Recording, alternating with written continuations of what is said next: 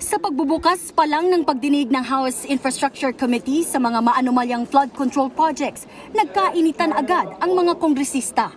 Nagmosyon kasi si Senior Deputy Minority Leader at Caloocan Representative Edgar Erice na imbitahan sina dating House Appropriations Chairman Zaldico at dating Senate Finance Committee Chairman Grace Poe. Silang dalawa ang in charge sa Bicameral Conference Committee para sa 2025 National Budget na nabistong nagkaroon umano ng insertions. Katunayan, 900 billion pesos lang ang itinoka para sa Department of Public Works and Highways base sa National Expenditure Program o yung budget proposal.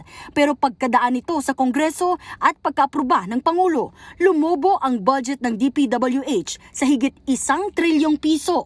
Isa ito sa tinitignan ng komite na ugat kaya bumabaha ngayon ng mga ghost flood control projects. Sapagkat yung mismong pagpoproseso ng mga insertions na ito ay nanggaling sa kanilang mga tanggapan. 2025 budget is the most corrupt budget. Hanggang ngayon, wala akong narinig na denial man lang sa previous chairman o sa previous members ng committee. Pero may mga tutol na ipatawag sina Ko at Poe. Are they resource speakers or they are members of the House of Representatives? Are we going to ask them questions? Are they going to answer it? Any member of Congress will change. Any committee chairman will change. But if the root of the cause of all of this will not be nipped, paulit-ulit pa rin itong mangyayari. Hanggang sa nag-init sina Votas Representative Toby Chanco sa paninindigang dapat humarap ang dalawa, lalo na si Ko. Sabi nyo kanina, kahit sino masagasaan, wala tayong sasantuhin, kahit congressman, kahit senador.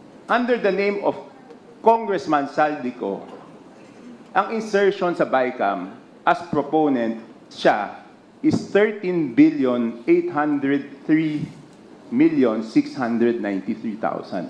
And we do not want to invite him as a resource person. Mr. Chair, sorry. Comsec, can you show this para lang sabihin hindi ako Mr. Chair, with due courtesy. Wait, I have the floor. Yeah, I have the floor. Yeah, I have the floor. No, Mr. Chair. I have the floor. Just to, on the I have record, the floor. On the record, Mr. Chair. I have the floor. We did not refuse to invite. I have the floor. Dito na sinuspindi ang pagdinig. Sa huli, ipinagpaliban din muna ni Erice ang kanyang mosyong imbitahan sina Ko at Poe. Patitignan daw niya muna sa kanyang staff kung ang idinagdag na higit 100 billion pesos sa pondo ng DPWH ngayong 2025 ay may ghost projects.